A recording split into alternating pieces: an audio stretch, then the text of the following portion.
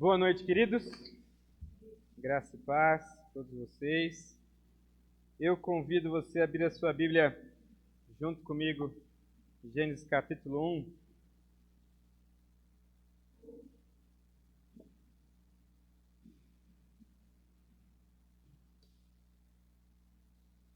Nós encerramos o nosso tempo estudando o livro de Tito, refletindo ali sobre a realidade da igreja, daquilo que Paulo ensina sobre o que é uma igreja em ordem ali para Tito, que ele teria essa tarefa ali junto com as igrejas em Creta.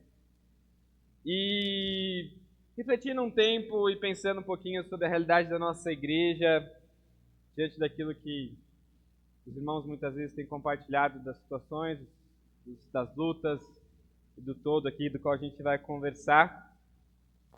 Pensei que seria interessante nós estudarmos o livro de Gênesis. Obviamente você sabe que o livro de Gênesis é um pouquinho grande, são 50 capítulos. Então não se apavore, a gente não vai ficar 50 domingos seguidos estudando o livro de Gênesis. Nós vamos tentar estudar o livro todo, mas dividido em partes. Em alguns momentos nós focamos em outra coisa, depois voltamos para o livro de Gênesis, e assim também, com o tempo, encerramos o livro como um todo. Mas hoje nós vamos iniciar o livro de Gênesis juntos, e por isso eu convido você então a ler junto comigo. Gênesis 1, nós vamos do versículo 1 até o versículo 3 do capítulo 2. Gênesis 1 até o 3, 2. Certo? Vamos lá. No princípio, Deus criou os céus e a terra. A terra era sem forma e vazia. Havia trevas sobre a face do abismo e o Espírito de Deus se movia sobre as águas. Então Deus disse: haja luz, e houve luz. E Deus viu que a luz era boa e fez separação entre a luz e as trevas. Deus chamou a luz dia e chamou as trevas noite. Houve tarde e manhã, o primeiro dia. E Deus disse: haja um firmamento no meio das águas, separação entre as águas e águas. E Deus fez o firmamento e a separação entre as águas debaixo do firmamento e as águas acima do firmamento. E assim aconteceu. E Deus chamou ao firmamento os céus. Houve tarde e manhã, o segundo dia. E Deus disse: juntem-se as águas debaixo dos céus num só lugar e apareça a porção seca. E assim aconteceu. Deus chamou a porção seca a terra e ao ajuntamento de águas chamou mares. E Deus viu que isso era bom. E Deus disse: que a terra produza relva, ervas que deem semente e árvores frutíferas que deem fruto segundo a sua espécie, cuja semente esteja no fruto sobre a terra. E assim aconteceu. E a terra produziu relva, ervas que davam semente segundo a sua espécie, e árvores que davam fruto, cuja semente estava nele, conforme a sua espécie. E Deus viu que isso era bom. Houve tarde e manhã, o terceiro dia. E Deus disse: que hajam luzeiros no firmamento dos céus, para fazerem separação entre o dia e a noite, e sejam eles para sinais, para estações, para dias e anos, e sirvam de luzeiros no firmamento dos céus, para iluminar a terra. E assim aconteceu. Deus fez os dois grandes luzeiros, o maior para governar o dia e o menor para governar a noite. E fez também as estrelas. E colocou no firmamento dos céus para iluminar a terra, para governarem o dia e a noite, e fazerem separação entre luz e as trevas. E Deus viu que isso era bom. Houve tarde de manhã, o quarto dia. E Deus disse: que as águas sejam povoadas de enxames de seres vivos, e as aves voem sobre a terra, sob o firmamento dos céus. Assim Deus criou as grandes criaturas marinhas e todos os seres vivos que se movem, os quais povoam as águas segundo as suas espécies, e todas as aves segundo as suas espécies. E Deus viu que isso era bom. E Deus os abençoou, dizendo: sejam fecundos, multipliquem-se e encham as águas dos mares, e na terra se multipliquem as aves. Houve tarde e manhã, o quinto dia. E Deus disse: que a terra produza seres vivos conforme a sua espécie, animais domésticos, animais que rastejam e animais selvagens, segundo a sua espécie. E assim aconteceu. E Deus fez os animais selvagens segundo a sua espécie, e os animais domésticos conforme a sua espécie, e todos os animais que rastejam sobre a terra, segundo a sua espécie. E Deus viu que isso era bom. E Deus disse: façamos o ser humano a nossa imagem, conforme a nossa semelhança. Tenham ele domínio sobre os peixes do mar, sobre as aves do céu, sobre os animais domésticos, sobre toda a terra e sobre todos os animais que rastejam pela terra. Assim, Deus criou o ser humano à sua imagem, a imagem de Deus o criou. Homem e mulher os criou. E Deus os abençoou e lhes disse: sejam fecundos, multipliquem-se, encham a terra e sujeitem-na. Tenham domínio sobre os peixes do mar, sobre as aves do céu e sobre todo o animal que rasteja pela terra. Deus disse ainda: eis que lhes tenho dado todas as ervas que dão semente e se acham na superfície de toda a terra, e todas as árvores em que há fruto que dê semente. Isso servirá de alimento para vocês. E para todos os animais da terra, todas as aves do céu, e todos os animais que rastejam sobre a terra, em que há fôlego de vida, toda a erva verde lhes servirá de alimento. E assim aconteceu. Deus viu tudo o que havia feito, e eis que era muito bom. Houve tarde e manhã, o sexto dia. Assim, pois, foram acabados os céus e a terra e tudo que neles há. E, havendo Deus terminado no sétimo dia a sua obra que tinha feito, descansou nesse dia de toda a obra que tinha feito. E Deus abençoou o sétimo dia e o santificou, porque nele descansou de toda a obra que, como Criador, tinha feito. Senhor, nós estamos aqui diante da Tua palavra. Gratos a Deus porque o Senhor se revelou a nós. O Senhor nos ensina quem Tu és. E assim isso transforma quem nós somos. Ó Deus, nos ajuda a olhar aqui para esse texto e tirar verdades preciosas sobre as nossas vidas, para que assim, ó Deus, possamos nos parecer mais ainda com a imagem de Cristo Jesus. Oramos assim, gratos em nome de Jesus. Amém.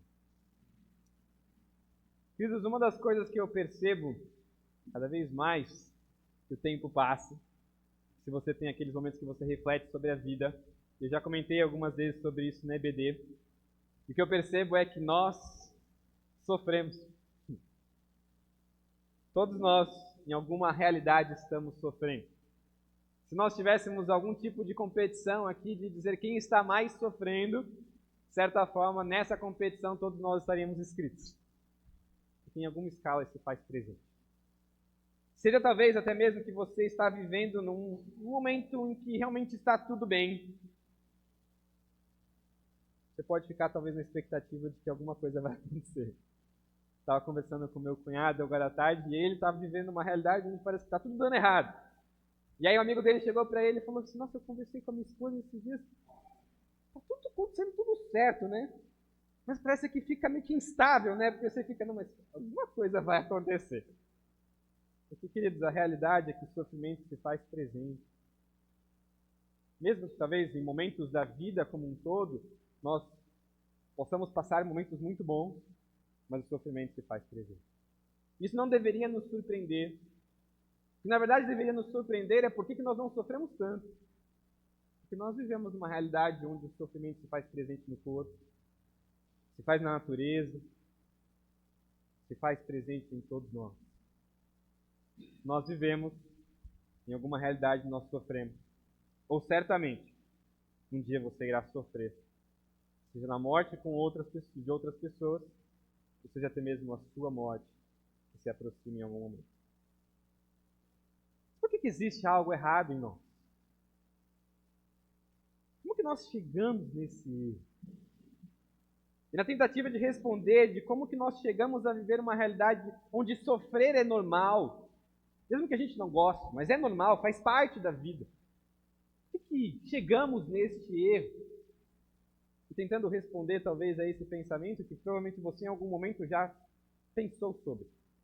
Por que eu sofro? Por que não paro de sofrer? Por que parece que muitas vezes é uma coisa atrás da outra? Ou pelo menos a minha cabeça não para de pensar nesse tipo de sofrimento?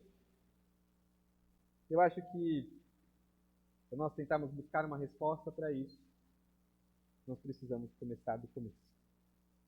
E pensar no todo. E por isso nós vamos estudar o livro de Gênesis para refletir um pouquinho sobre isso. Sabe quando você tem alguma sensação de que alguma coisa está faltando?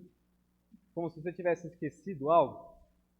Normalmente, a nossa reação quando nós temos algo que perdemos ou que esquecemos é nós buscamos tentar relembrar o que nós fizemos para tentar encontrar aquilo, né?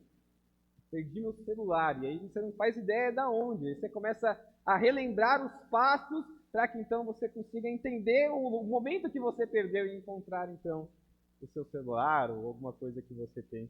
Ou às vezes a gente nem sabe o que perdeu, mas tem a impressão de que tem alguma coisa que está faltando, né? E a gente fica naquela, o que está faltando, né?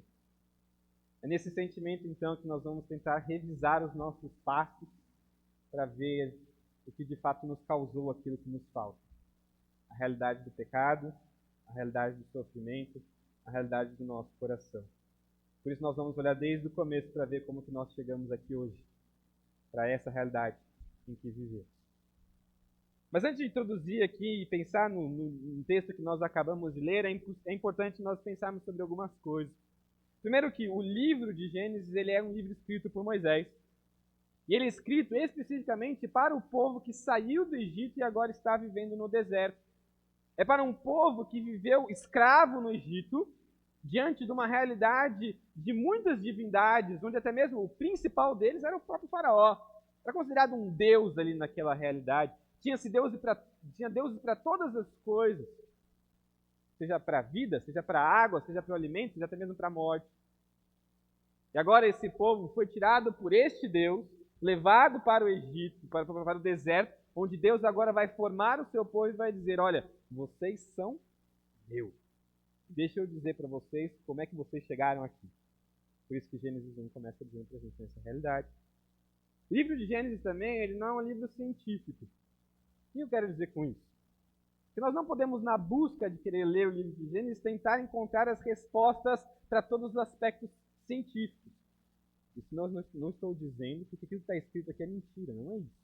E também nós não podemos ler o texto que nos conta aqui com a sua própria literalidade daquilo que ele diz.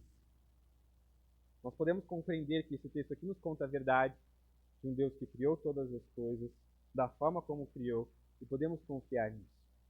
Mas nós não podemos tentar olhar para as realidades científicas e tentar responder o mundo nesse sentido, porque não é o propósito do livro de Gênesis. Por mais que contenha muitas verdades científicas. Tanto é porque se nós formos com essa intenção de olhar para os aspectos científicos do texto, nós vamos perder o seu propósito, a sua essência, daquilo que ele pretende, então, nos ensinar. E como grande ideia aqui desse texto, para que nós possamos pensar, está aí projetado para você, é que o Deus soberano e criador transforma o caos em perfeita criação por meio de sua palavra. Vamos caminhar no texto aqui e pensar sobre isso. Olha comigo os versículos 1 e 2, em que ele nos conta sobre este Deus criador. No princípio, Deus criou os céus e a terra. A terra era sem forma e vazia, havia trevas sobre a face do abismo, e o Espírito de Deus se movia sobre as águas. Eu acho muito interessante como, de fato, a Bíblia como um todo, ela começa. Ela começa dizendo para a gente que, no princípio, Deus criou. A Bíblia não pretende nos dizer algo sobre Deus além dessa realidade. Ele não pretende nos introduzir o personagem Deus aqui, do qual se desenrola em todas as Escrituras. Ele apenas começa dizendo, Deus criou. Obviamente, nós compreendemos, então, por conta disso, que Ele é o Criador. É Ele quem fez os céus e a terra, e, obviamente, tudo que está dentro dela. Mas não tem o propósito de nos dar um contexto, não tem o propósito de nos introduzir até mesmo sobre os seus atributos. Deus agora ele está se revelando a um povo, ao ser humano. E essa informação que começa dizendo é, Deus criou tudo que existe entre os céus e a terra. No princípio, antes de tudo existir, lá estava este Deus. E ele criou os céus e a terra. É interessante refletir sobre isso. Imagina que talvez você tivesse tendo seu primeiro contato com as Escrituras. Nós, na grande maioria das vezes, nós já temos um certo contexto sobre quem Deus é. Nós vivemos num contexto onde o cristianismo é real. Pelo menos nossa cidade é uma cidade católica, cidade cristã, entre aspas, né, se a gente poderia dizer assim. Então, o conceito sobre quem Deus é e sobre quem Cristo é, ou uma religião cristã, se faz presente nas nossas vidas. Mas imagina que talvez você não tivesse nada disso. Muito pelo contrário.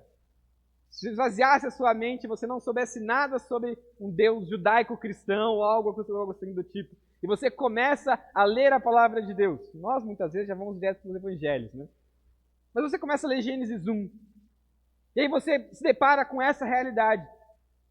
Nos é apresentado aqui Deus. O que isso indica para a gente?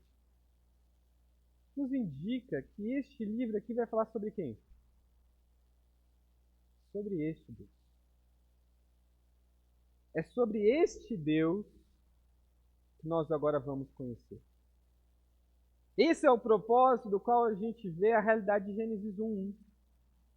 É este Deus aqui que está se revelando a nós. Isso é relevante para nós, assim como é relevante para o povo naquela época, recém-liberto do Egito. Diante desse panteão de deuses que existia, que eles foram ensinados ou até mesmo viveram diante deste contexto, Deus agora está dizendo, olha, eu sou o Deus Criador.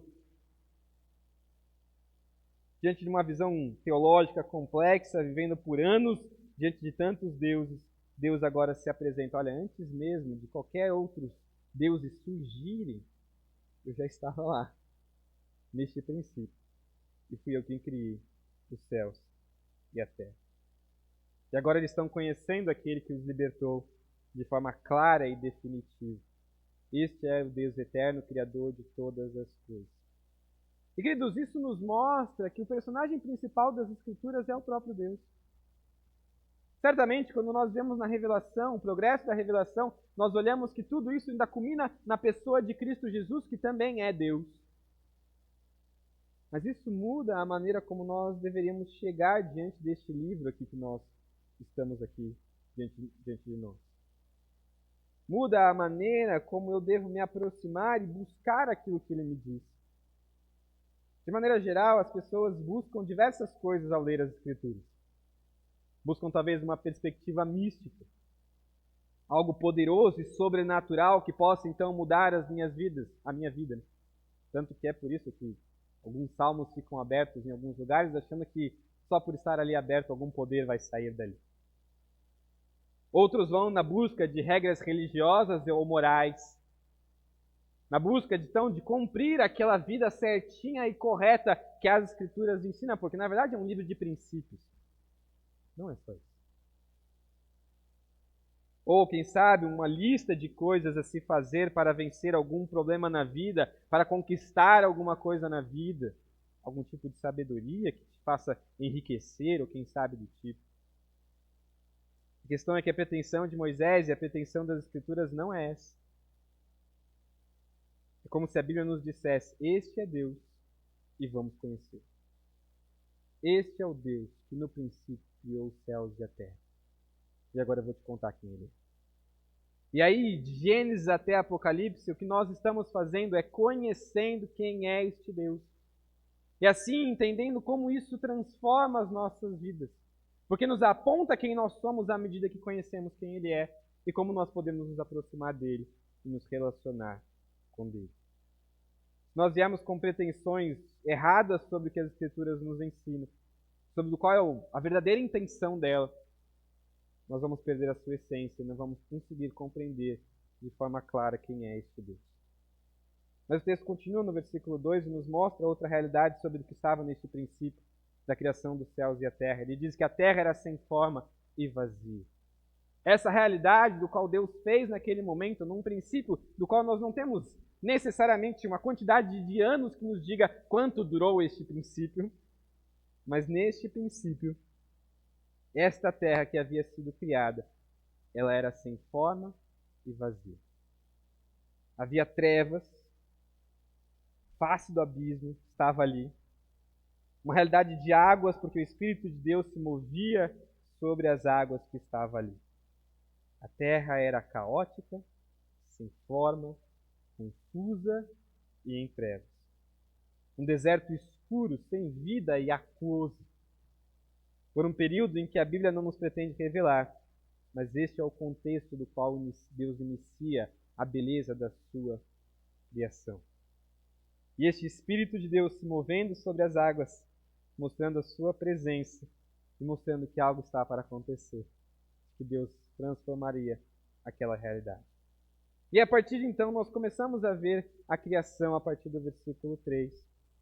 E a gente vai ver dos versículos 3 a 10 aqui, que Deus primeiramente ele cria o ambiente, o habitat, para depois então criar os habitantes, aqueles que de fato que de fato encheriam toda aquela realidade ali do qual Deus havia criado. Olha comigo os versículos 3 a 5, em que ele nos conta primeiramente sobre este habitat, narrativa de como foi criado esse ambiente aqui desta terra que nós conhecemos. Ele diz assim: então Deus disse, haja luz, e houve luz.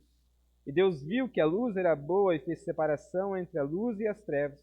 Deus chamou a luz dia e chamou as trevas noite.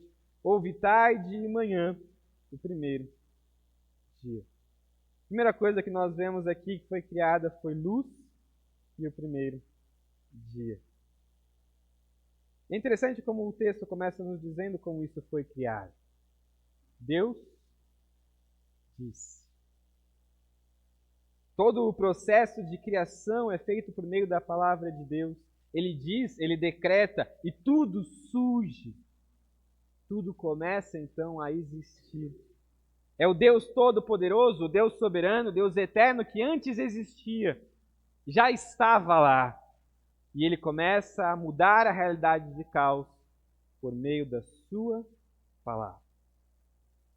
Ele transforma o caos em algo ordenado, algo vivo e criativo, toda a realidade narrativa da criação que nós vamos ver, por meio da sua palavra poderosa. Agora, não só pensando em esvaziar a sua mente sobre o cristianismo, mas tudo aquilo que você tem de bagagem cristã, não é interessante pensar no todo e refletir que essa palavra de Deus também é poderosa para transformar o caos em vida? Que essa mesma palavra que não só transforma uma realidade do qual nós vivemos aqui, do qual Deus disse e tudo começou a surgir, do caos à vida, mas também é essa mesma palavra que produz vida a uma alma que está em morte, que é transformado do caos do pecado para parecer-se à imagem de Cristo Jesus. Porque ainda mais, quando João vai nos dizer que aquele que é a palavra esteve em nosso meio, e por meio dele nós somos transformados. E aí o texto começa a dizer então para a gente que Deus ele diz, haja luz. Deus criou a luz que antes não existia, assim como nada existia. Deus ele diz, haja, e houve luz. Deus criou do nada. Você consegue compreender isso? Eduardo falou um pouquinho aqui da realidade do qual nós não somos capazes de criar nada, né?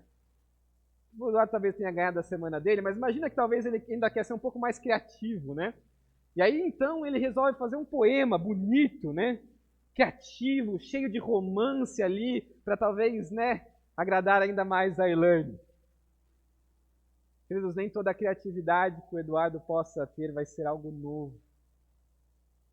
Pode ser bonito, a Elaine vai gostar, vai ficar muito feliz. Mas assim como tudo aquilo que nós vivemos nessa realidade, nada mais é criado do nada. Tudo é feito por meio de alguma matéria, algo do qual existe, seja até mesmo de uma ideia. Nós replicamos coisas que de fato já começaram a existir. Mas não é isso que esse texto está nos dizendo. Não havia luz.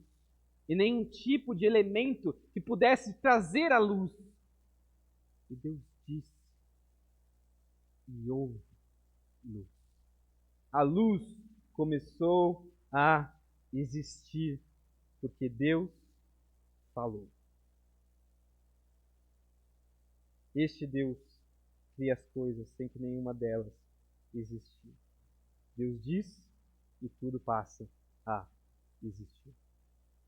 E aí a gente vê a realidade também, que por conta das luzes e das trevas, Deus agora começa a dizer contra a realidade do tempo. Ele chama a luz de dia e noite e as trevas de noite. E assim, então, o primeiro dia começa a ser contado.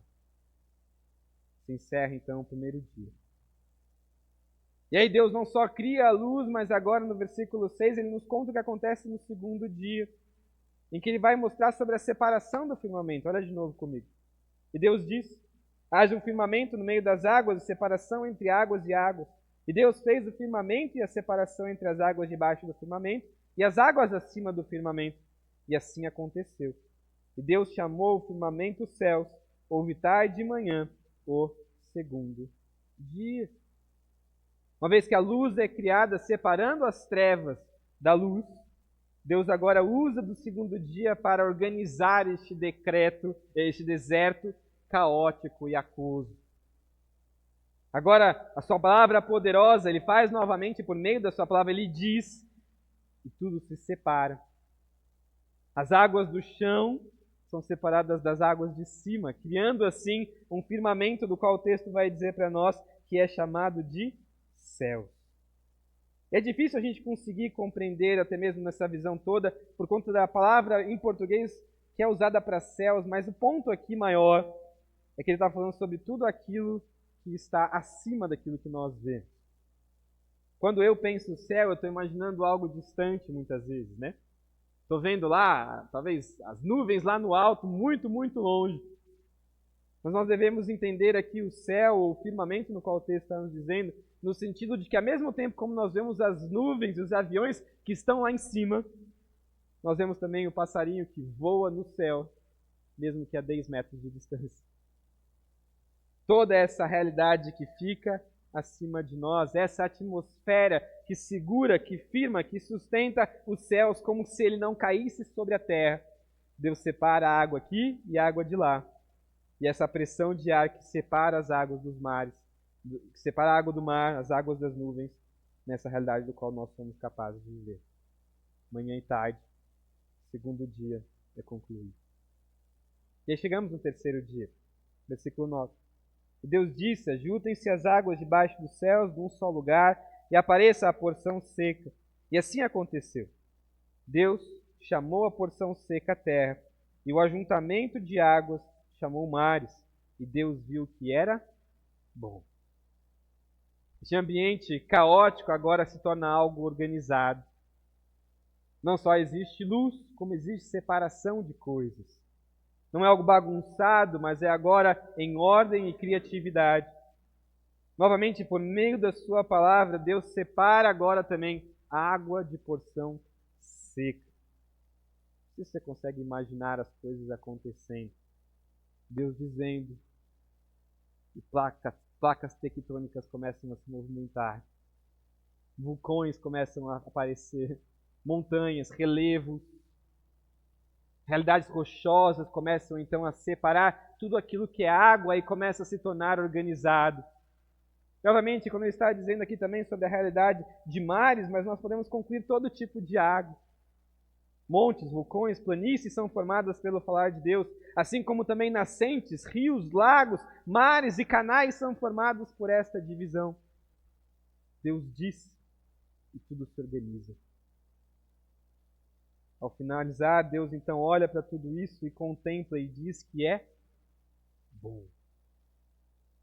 Era excelente, equilibrado, perfeito. Toda a complexidade dessa criação que se inicia neste contexto caótico, agora esse habitat como um todo, Deus diz que é bom.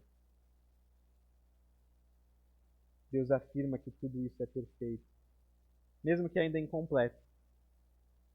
Ontem, estudando um pouquinho sobre este texto, eu vi um vídeo muito interessante, depois eu posso colocar para os irmãos verem um pouquinho sobre este texto, de uma entrevista de um cientista num podcast muito famoso no Brasil hoje.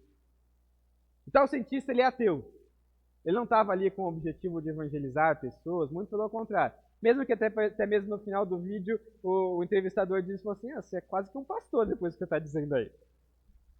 Mas ele precisou reconhecer que é impossível que um acidente tenha formado e sustentado tudo que existe. Impossível que tudo o que existe, da forma como existe, tenha sido um acidente. Ele diz que para termos o nosso planeta existindo, vida aqui na Terra, nós precisamos de uma estrela tão grande quanto o Sol. Assim como a Lua do tamanho que temos. Precisamos dos planetas ao redor que nos protejam do Sol. Precisamos ter a atmosfera, os gases, hidrogênio, oxigênio. Precisamos de formação de rochas, de vulcões, placas tectônicas, para que exista vida. Nós precisamos de água boa, para que exista vida. Assim como tantos outros elementos que bem equilibrados e organizados, para que haja vida neste ambiente do qual nós vivemos. Tudo bem ordenado. E se algo se desvia dessa ordem, a vida deixa de existir. Muito difícil que tudo isso tenha acontecido por acaso ou acidentalmente. Alguns teólogos, apologetas, cientistas, usam até mesmo o termo para nos dizer quanto a essa realidade da sintonia fina do universo. Que é uma escala tão pequena que permite que tudo seja capaz de viver de forma equilibrada para que nós possamos respirar e existir. Para que o sol não caia sobre nós. Para que os mares não tomem toda a realidade do qual nós vivemos. Que o mundo não exploda como um todo. E essa sintonia fina, essa pequena fração, não pode ter sido algo por acaso. Se algo sai deste equilíbrio, no exato momento não existe mais vida. E, queridos, é isso que os versículos 3 a 10 estão nos contando. Eles estão nos contando sobre este ambiente belo, organizado e equilibrado que surgiu em um contexto caótico, do qual Deus fez acontecer e que não existia e é criado pela palavra poderosa de Deus.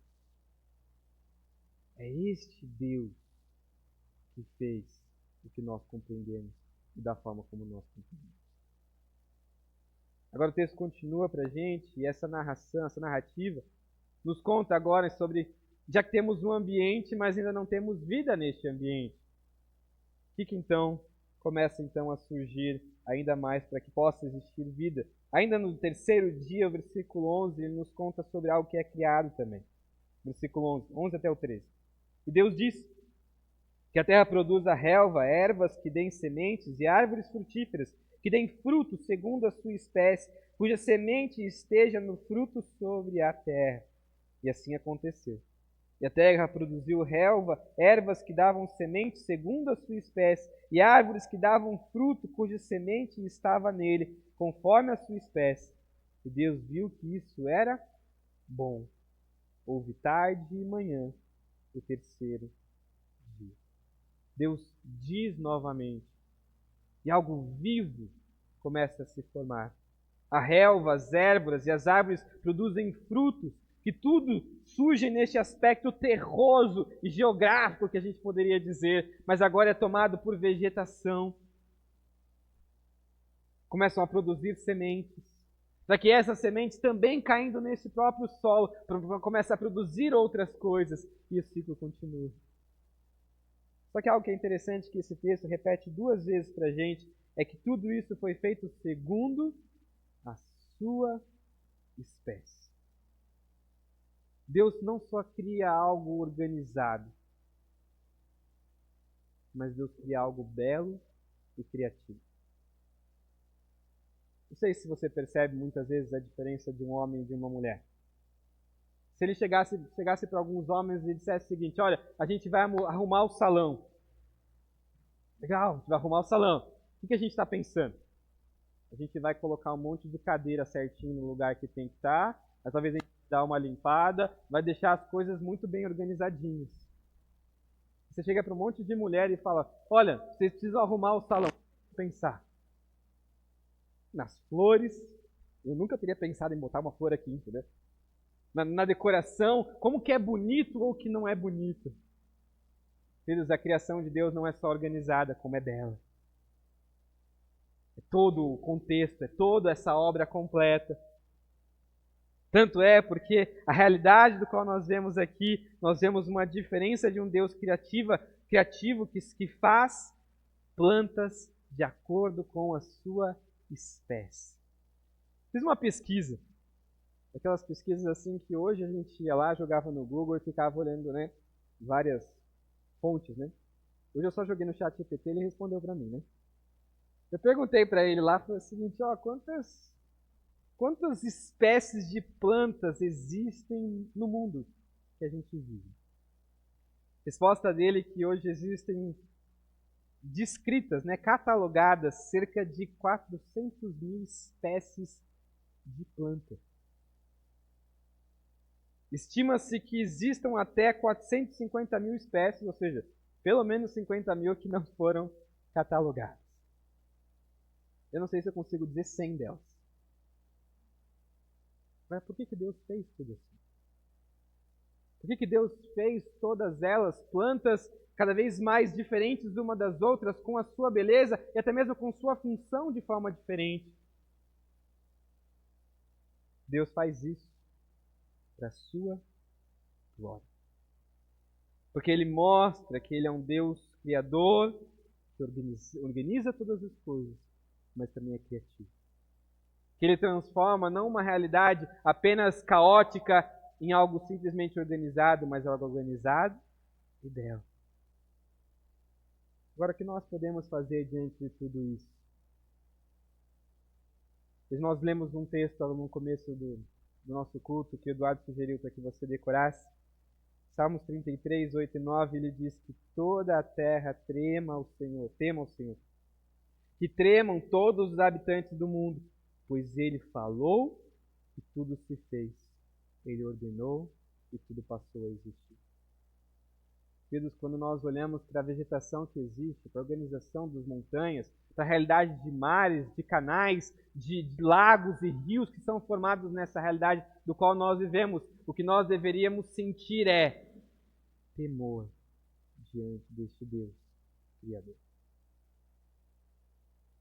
Agora, a parte ruim, a parte da realidade do nosso pecado, é que em vez de nós sentirmos temor e adorar a este Deus, o que nós fazemos? Romanos 1 nos conta. Nós trocamos a adoração do Deus Criador para uma adoração da criatura. Valorizamos mais as coisas que são criadas pelas nossas próprias mãos, em vez de nos vislumbrarmos e tememos a este Deus Criador. A narrativa da criação continua e nos mostra agora quem são estes que habitam a esta terra, do qual o texto nos diz. E a gente vai olhar o todo aqui do 14 até o 31, mas eu queria primeiro olhar aqueles que são colocados aqui primeiro dos versículos 14 até o 19, em que ele vai criar os luminares. Diz assim: E Deus disse que haja luzeiros no firmamento dos céus para fazerem separação entre o dia e a noite, e sejam eles para sinais, para estações, para dias e anos, e sirvam de luzeiros no firmamento dos céus para iluminar a terra. E assim aconteceu. Deus fez os dois grandes luzeiros, o maior para governar o dia e o menor para governar a noite, e fez também as estrelas. E colocou no firmamento dos céus para iluminar a terra, para governarem o dia e a noite, e fazerem separação entre luz e as trevas. E Deus viu que isso era bom. Houve tarde e manhã, o quarto dia. Então, nesse habitat do qual Deus fez, nos céus, no firmamento, Deus coloca as estrelas, a lua e o sol. A luz agora é colocada nessas estrelas e elas são feitas com os propósitos dito aqui no texto. Versículo 16 nos conta que o propósito dela, o maior delas é para governar o dia, o menor para governar a noite, ou seja, para conduzir a nossa realidade de dia e noite do qual nós vivemos, e também com o objetivo maior também, no versículo 14, de fazer com que isso seja de sinais, para que estes sejam capazes, para que nós sejamos capazes de contar as estações, os dias e os anos. Agora aqui é interessante nós pensarmos ainda mais sobre essa realidade que nós temos de estrelas. A realidade pagã do qual o povo vivia, do povo de Deus ali naquela época, principalmente por conta do Egito, era de ver as estrelas e dizer: existe uma realidade divina nas estrelas. E essas estrelas muitas vezes eram adoradas como o sol, a lua e tantas outras que são colocadas aqui.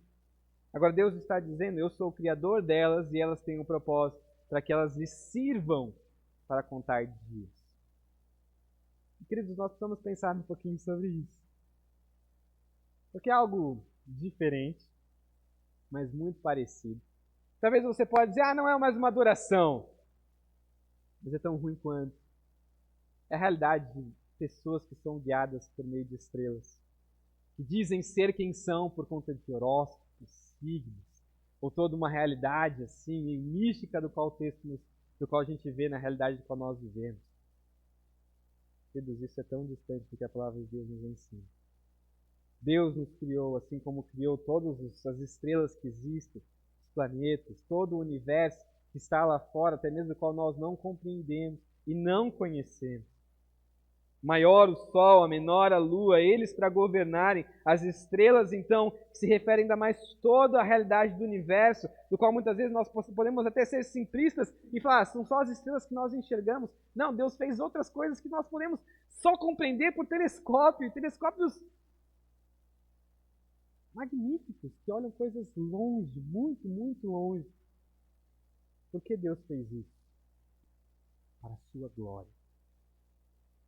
Não para que nós nos apegássemos a essas coisas e dessemos mais valor do que de fato quem Deus é e a sua revelação. E no fim, o texto nos diz que também Deus olha para tudo isso e afirma novamente que é bom. E o quarto dia, então, se encerra.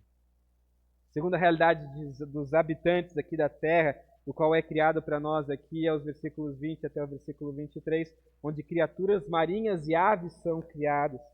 E Deus diz que as águas sejam povoadas de enxames de seres vivos e as aves voem sobre a terra, sobre o firmamento dos céus. Assim Deus criou as grandes criaturas marinhas e todos os seres vivos que se movem, os quais povoam as águas segundo as suas espécies, e todas segundo as suas espécies. E Deus viu que isso era bom. Deus os abençoou, dizendo, sejam fecundos, multipliquem-se e encham as águas dos mares, e na terra multipliquem-se as aves. E houve tarde e manhã o quinto dia. A realidade do qual nós vemos aqui é que, tendo dividido também as águas do firmamento do chão e dos céus, agora Deus começa a povoar esses lugares. Primeiro ele começa a dizer aqui, então, que um enxame de seres vivos, uma grande multidão de seres vivos agora povoam as águas. As aves sobre a terra e sobre os firmamentos dos céus. Criaturas marinhas são formadas. Grandes criaturas marinhas, como o texto nos diz. E todos os seres vivos que se movem também debaixo das águas. Novamente, assim como nós vimos sobre a realidade da relva e toda a vegetação, tudo é feito de acordo com a sua espécie. Todo o tipo de animal ali foi criado debaixo da água, das aves que voam sobre o céu. O mesmo Deus que criou a baleia azul de 30 metros, que só a sua língua pesa em torno de 2,7 toneladas. Parece a língua de algumas pessoas, né? Também criou um menor crustáceo, que eu vou tentar ler aqui, chamado Stigotanthulus stock, que vive debaixo da água, que tem cerca de 0,094 milímetros. A gente não conseguiria nem ver esse crustáceo. Por que Deus fez isso? Para a sua glória. Porque Ele é o Deus Criador. Ele é o Deus soberano. Assim como todo tipo de ave, de cores, de penas, bicos, capacidades de voo, todas diferentes. Aves predadoras, aves do qual nós podemos domar, todas diferentes e de acordo com a sua espécie. E algo diferente de toda a criação é que Deus se volta para esses e abençoa. abençoa com fertilidade, dizendo: sejam fecundos e multipliquem-se. Agora enche as águas dos mares e também encham toda a terra, multipliquem-se as aves. Existe bênção de Deus para que eles também produzam própria vida e se multipliquem. Outra realidade daqueles que estão agora finalizando então o 5º dia, agora nós entramos no 6º dia e outros habitantes também são criados. No versículo 24. E Deus disse novamente que a terra produza seres vivos conforme a sua espécie, animais domésticos, animais que rastejam, animais selvagens segundo a sua espécie. E assim aconteceu.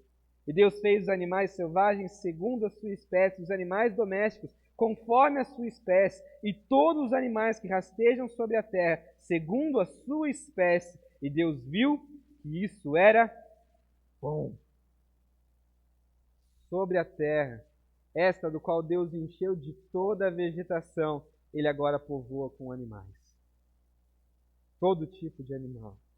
Todos os tipos de animais que povoam a terra foram criados por este Deus, por esse Deus que disse, e eles surgiram. Todos os animais em suas diversidades. Sejam os mais poderosos e predadores, do qual você provavelmente não gostaria de estar perto. Seja o cachorrinho que você cuida na sua casa, seu pet, que você tanto gosta. Tudo que existe foi criado. Seja das maiores montanhas, com os mais profundos abismos das águas. Sejam as maiores feras que andam ou já andaram sobre a terra, voam ou estão debaixo d'água. Sejam os animais que conhecemos, que vemos todos os dias, ou os já extintos, ou aqueles que vivem em lugares remotos e escondidos, que nós nem conseguimos ver. Sejam seres microscópicos, bactérias ou elementos invisíveis, mas que existem na perfeição pelo qual Deus os criou. Este é o Deus do qual a palavra de Deus nos apresenta. É este Deus que criou os céus e a terra.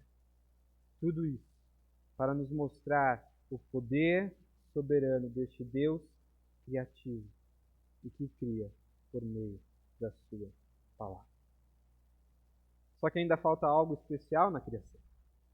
A narrativa não encerra aqui no versículo 25, muito pelo contrário, nós vemos o clímax nos versículos 26 e diante. Toda a criação já glorificava a Deus e demonstrava o seu poder soberano e criativo, mas nada ali o representa, e por isso Deus agora então cria o homem. Olha só os versículos 26 até o 28, onde a gente vê o clímax da criação. E Deus disse: façamos o ser humano nossa imagem, conforme a semelhança, tenham ele domínio sobre os peixes do mar, sobre os do céu, sobre os animais domésticos, sobre toda a terra e sobre todos os animais que rastejam pela terra. Assim Deus criou o ser humano à sua imagem, a imagem de Deus criou, homem e mulher os criou. E Deus os abençoou e lhes disse: sejam fecundos e multipliquem-se, encham a terra e sujeitem-na. Tenham domínio sobre os peixes do mar, sobre as aves do céu e sobre todo animal que rasteja pela terra. O homem é o clímax de toda a criação. Isso se dá pelo fato de que o texto muda o formato, como diz. A narrativa de diversas outras coisas que foram criadas era simplesmente Deus disse e houve, e surgiu e se criou. Agora Deus diz de uma forma diferente. Ele vira e diz: façamos o ser humano com estas características. Deus não falou assim para os peixes, não falou assim para as aves, não falou assim para as vegetações ou até mesmo para os rochedos do qual existem. Mas para o homem, Deus diz e cria com este propósito, com essas características, com essa intenção. Nós vamos gastar mais tempo pensando sobre isso quando nós até mesmo estudarmos o capítulo 2, em que ele nos mostra ainda mais sobre essa realidade, principalmente sobre o que é ser imagem e semelhança de Deus. Mas de qualquer forma, o texto já nos mostra algo que nós precisamos refletir aqui. Primeiro, que Deus diz: façamos. Um Deus plural. Um Deus que já existia de forma plural. naquilo que nós vamos ver no progresso da revelação, que nós conhecemos que não é um Deus, mas um em três. É este Deus plural que cria a nossa imagem, conforme a nossa semelhança. Nós somos criados à realidade deste Deus. Imagem e semelhança que é diferente de toda a criação. Obviamente, nós não estamos dizendo com relação à nossa estrutura física, mas principalmente com relação à realidade de que agora o homem é revestido de autoridade e governo, tanto que o texto continua, domínio, tenha ele domínio sobre os peixes do mar, sobre as aves do céu, sobre os animais domésticos, sobre toda a terra e sobre todos os animais que rastejam sobre a terra. As características da imagem de Deus sobre nós nos atribui a realidade de que nós deveríamos dominar sobre tudo o que foi criado.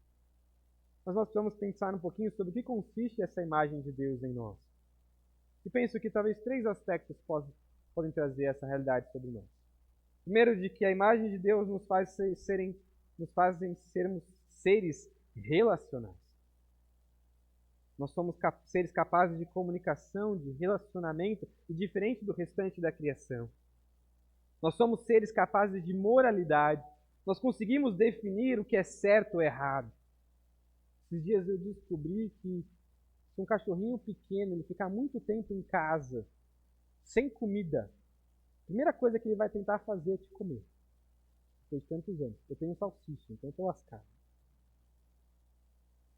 2 ainda, né?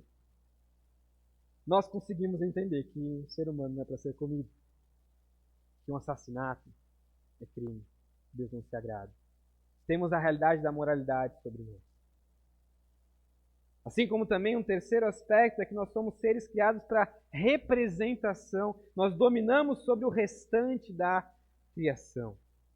O ponto é que nós olharmos para o homem, olharmos uns para os outros, nós reconhecemos que existe um Deus soberano que governa sobre todas as coisas.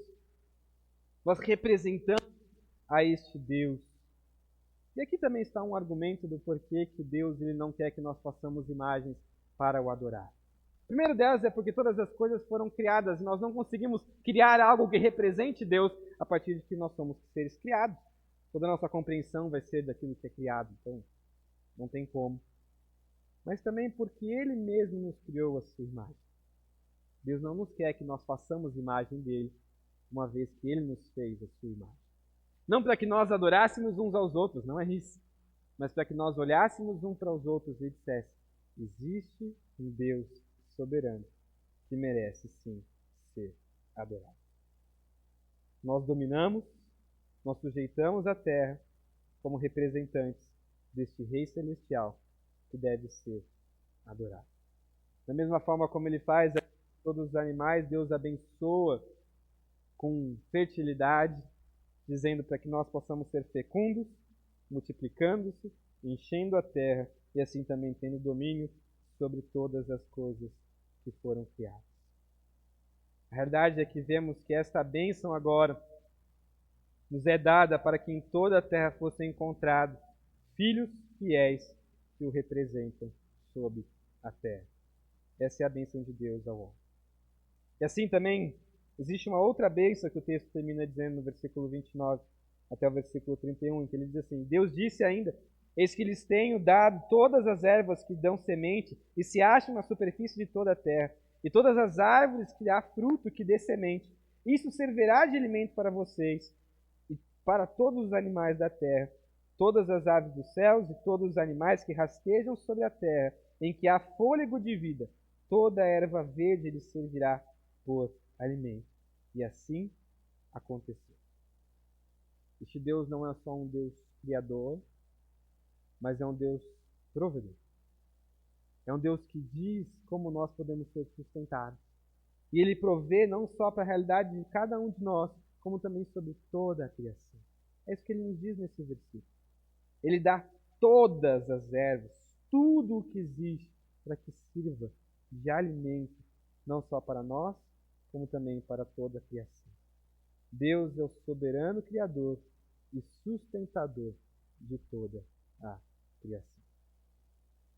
Diante de tudo isso, o versículo 31 nos mostra o que este Deus soberano diz sobre a criação. Ele diz que Deus viu tudo o que havia feito, e eis que era muito bom. Houve tarde e manhã, o sexto dia. Deus viu que tudo era muito bom. Agora o contraste aqui é interessante. Como começa o capítulo 1? O capítulo 1 começa dizendo para a gente que no princípio criou Deus os céus e a terra. A terra era sem forma e vazia. A realidade caótica, escuridão, um deserto com água, sem vida. Agora o texto está nos mostrando que Deus olha para tudo e diz que tudo isso é muito bom. Temos um mundo perfeito, belo, organizado, com um representante para governar, representando a este Rei soberano, este Deus celestial, que governa sobre todas as coisas. Ainda mais, o ponto é como Deus fez tudo isso. Deus fez por meio de sua palavra. O Deus soberano e criador transforma o caos em perfeita criação por meio da sua palavra. É isso que Deus faz. A obra está completa, o sexto dia então se encerra. O que Deus faz então diante disso? Versículos 1 ao 3. Deus Criador, ele celebra com descanso. Olha só os versículos 1 a 3. Assim, pois, foram acabados os céus e a terra e tudo que neles há. E havendo Deus terminado no sétimo dia a sua obra que tinha feito, descansou nesse dia de toda a obra que tinha feito. E Deus abençoou o sétimo dia e o santificou, porque nele descansou de toda a obra que, como Criador, tinha feito. O sétimo dia ele pode ser, de certa forma, esquecido por nós, se nós olhássemos apenas o capítulo 1. Pela divisão, talvez nós podemos nos esquecer neste texto, mas Deus agora nos conta que, tendo acabado todas as coisas, tendo acabado tudo que existe entre os céus e a terra, ele descansa neste sétimo dia. Deus celebra a sua criação com descanso. Não porque ele estava exausto, né? Como talvez a gente às vezes pode dizer, nossa, trabalhei demais, não aguento mais, minha cabeça está estourando, eu preciso descansar. Deus não faz assim. Deus, ele descansa porque ele está dizendo que o trabalho deveria ser cessado, nos mostrando que o descanso é importante. Ele abençoa e santifica no versículo 3. Diferente de todos os outros dias, este dia de descanso é abençoado por Deus. E obviamente os irmãos sabem que aqui está então o porquê que toda a lei sobre o sábado, a guarda do sábado é colocada para o povo judeu. Agora nós deveríamos gastar mais tempo aqui pensando sobre isso, mas à luz do Novo Testamento nós sabemos que em Cristo esta guarda já não é exigida a nós. Estudamos há pouco tempo o texto de Colossenses em que nos mostra isso. Que ninguém os reprove por uma guarda de sábado, de dias festivos, ou até mesmo de dias lunares, ou algo assim do tipo. Principalmente porque nós aguardamos aquilo que o autor de Hebreus vai nos dizer, do descanso celestial, o sábado eterno. Mas obviamente isso nos serve para que nós valorizemos. Nós valorizemos o descanso da mesma forma que nós valorizamos o trabalho. Deus está nos ensinando que Ele deseja que nós também separemos um tempo para descansar não apenas o nosso físico, mas assim também como a nossa alma em Cristo, aquele que de fato é manso e humilde, e que o seu jugo é leve e oferece descanso. Por isso que ele diz, venham a mim, todos que estão cansados e sobrecarregados. Agora a grande questão é o que nós fazemos com tudo isso? Porque no final das contas a gente olha para tudo isso e fala, realmente, Deus é um Deus incrível. Olha só como este Deus é um Deus criador, soberano sobre todas as coisas. Nós podemos olhar para as diferentes vegetações, os diferentes animais, olhar para toda a criação e nós vamos dizer, nossa, este Deus é um Deus glorioso. Mas ao mesmo tempo parece que não é tudo tão bom assim. E talvez o sentimento que nos dá é de saudade de algo que nós não vivemos. Nós lemos Gênesis 1, mas também lemos Gênesis capítulo 3. Nós estamos já avante na história e que vemos ali que sim, existe beleza na criação, que os céus ainda proclamam a glória de Deus, mas ainda nós sofremos por ela. Micro-organismos que nós não vemos, que foram criados por Deus, feitos para a sua glória, hoje causam doenças, tiram a vida. A natureza e sua força tiram vidas, destroem casas, ou pelo menos um guarda-roupa em uma enchente. Nosso corpo sofre com doenças que nós muitas vezes nem conhecemos e nem imaginamos. Fertilidade é uma bênção. Mas até mesmo no dia de hoje existem mulheres que estão tristes porque os seus corpos não permitem ter filhos. Assim como os aspectos relacionais e morais de serem da imagem de Deus é afetado. Fisicamente, mulheres podem até mesmo e conseguem ser mães, mas o relacionamento com os seus filhos já não é tão bom. Filhos que abandonam e desprezam suas mães, assim também como talvez seja uma experiência que você deve ter vivido, de mães que desprezam os seus filhos e não cuidam deles. Tudo isso é afetado pela realidade de Gênesis 3. E nós temos saudades de algo que nós vivemos. E até descansar se faz difícil, né? Por ansiedades, de problemas financeiros, ou até mesmo de um chefe difícil que te cobra e cobra e cobra, fazem com que um descanso seja quase que impossível. Onde está a esperança quando nós olhamos para Gênesis capítulo 1? Quando nós olhamos para Gênesis capítulo 1 e comparamos os sofrimentos que o pecado nos traz. Onde está essa esperança? Obviamente a esperança está em Cristo. Obviamente a esperança está em sua graça. Porque em Cristo nós não somos mais conduzidos a viver o que Gênesis capítulo 1 nos ensina. Porque este que é a palavra de Deus, este que tem poder para transformar o caos em algo perfeito, Ele é o Logos, Ele é o Criador e sustentador de todas as coisas. É por Ele e para Ele que todas as coisas foram criadas. Este que é o Deus eterno, Cristo Jesus.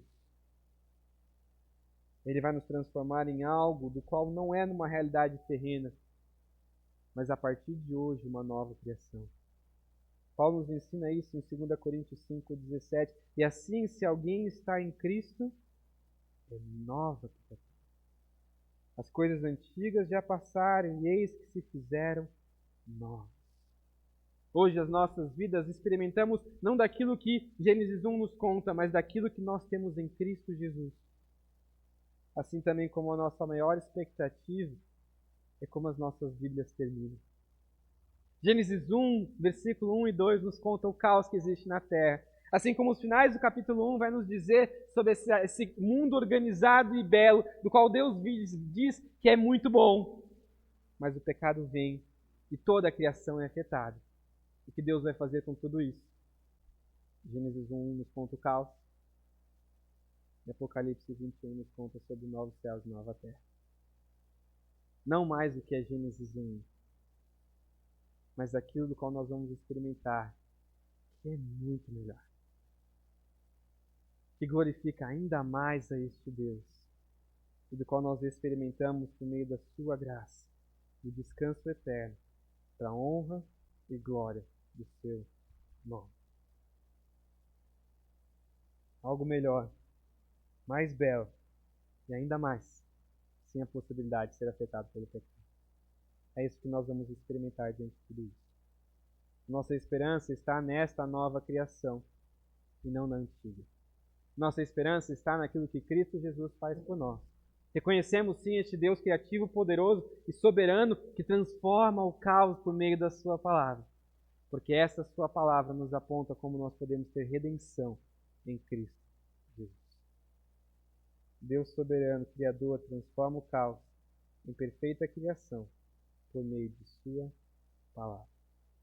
Hoje sofremos, talvez com saudade de coisas boas que talvez Gênesis 1 nos conta, mas que nós não nos apeguemos a isso, mas tenhamos esperança diante do nosso sofrimento, porque o que nos aguarda para o futuro é muito melhor, porque Deus tem nos feito nova criatura em Cristo Jesus. Vamos cantar em resposta a este Deus que de fato tem nos transformado também pela sua poderosa palavra e a obra de Cristo Jesus sobre nós.